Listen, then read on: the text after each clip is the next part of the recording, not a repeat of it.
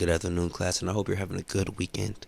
Today, we're about to learn about the most iconic character, one of the most iconic characters in this game and in this series, and why he might just be the best slasher in Bleach Rebirth of Souls. So, class, before we start this lesson, first we need to understand the term, what a slasher archetype is in fighting games. Okay, so what these archetypes tend to have is certain tools that rely on their melees around their melee kit already, right? So these moves will incorporate into their melee. So it can either make the melee attacks longer, it can either make them draw in the opponent to make them stay on top of them, or it can always just keep pressuring their opponent to try to make your opponent second guess what they're going to do to you.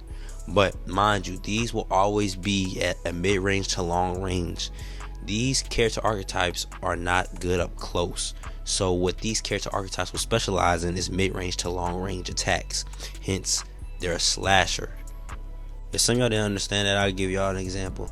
So, the difference between what a poke-out character and a slasher character would consist of is if you was to pick up a poke-out character, they will consist of trying to poke out your opponent at a certain moves or at a certain startup moves, and even if you was a combo with them, you have to be more precise with them.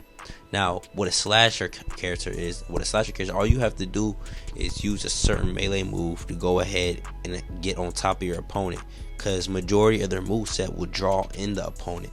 So imagine like a big entire Cypher cleave move that's just drawing in your opponent, it's sucking in your opponent so you can keep comboing them. That's what a slasher will have on top of that poke out game character. So if you still didn't understand that, then that's too bad for you. The lesson's about to start. Now, if you'd like to point your attention up to the screen, we're about to cover his first tool. Okay, we have his sweep. Now, a large cleave attack using zabimaru that can be used up to a total of 3 consecutive attacks. Powerful one-sided attacks that can be executed from a range that is comparable with projectiles. So class, this is basically a Rekka that can keep tagging at your opponent if they trying to use projectiles. Plus it goes as far as projectiles, so make sure y'all go ahead and use that. Now we have Sumuji Kaze. Renji spins his body while extending zabimaru to sweep the area.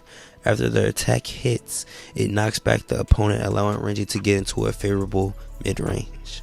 So class, these were one of the moves I was talking about that will allow you to either push back your opponent or draw them in, and by the looks of it, is going to push the opponent into the favorable range that you need to use to keep stacking on a mental stack on your opponent.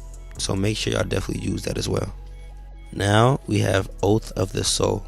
For a short period of time, the attack can power a special flash attack, signature move, and guard gauge depletion increases. Also, while Oath of the Soul is in effect, special flash attack and signature move recovers from a weakened condition after Bankai is cancelled. Alright class, listen up now, this is important. This is what you call a last ditch effort move.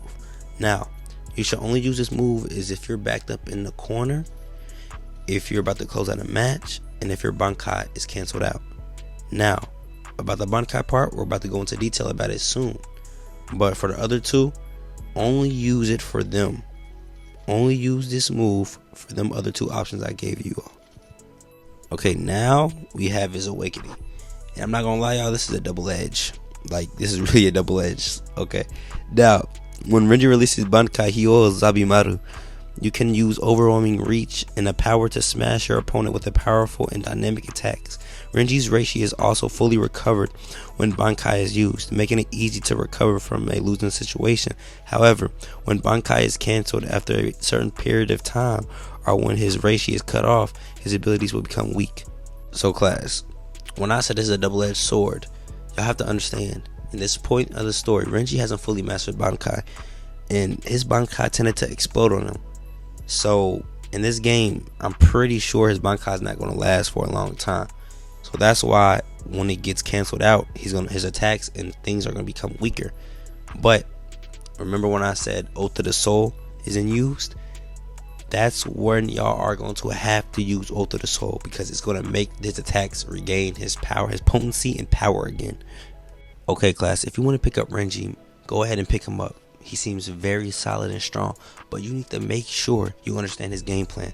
And his game plan is mainly going to consist of you keeping your opponent in a mid-range to long-range distance, so it's favorable for you. You have to understand, if your opponent gets in close, you're utterly useless. You can't do shit about it. So you need to keep them at the distance that you want to keep them at, so you can keep abusing them and to keep stopping them from running their game plan onto you. Because if you stop that and you get into their head, there's nothing they can do. There's no move that they can do to really try to get into you, unless it's an armor move, and I'm pretty sure Renji has multiple hit stuns that can break the armor. So keep that in mind if you want to pick up this character, y'all. Now that we're nearing the end of this lesson, time to look at his stats and see just how good they are. Okay, looking at his stats, his speed and mobility is almost up there. His region range is almost up there. They're tied at the same spot. Actually, all of them are tied at the damn near the same spot, except toughness and durability. Yeah, Renji's going to be a very solid character. And ease of use is a 4 stars. He's going to be a little bit more technical, so make sure y'all keep in mind. But I told y'all why he's going to be more technical, though. A lot of y'all is going to try to get in close to y'all opponent, I feel like, off day one. Y'all can't do that, bro. Y'all got to understand his moves consist of him being at a certain range. So make sure y'all incorporate that. Keep that in your head, all right? When y'all pick up this character, make sure y'all remember, I can't let my opponent get in close into me. If I do, I'm fucked. Just think like that, and you'll win games.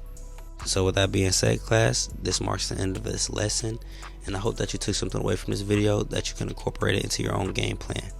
Now, what I need you all to do is like, subscribe, and share this video. We are growing. We are growing. Road to 100 subscribers on the way. And before y'all leave my classroom, make sure y'all don't slam my doors. I'll see y'all next video. ごきげんよう。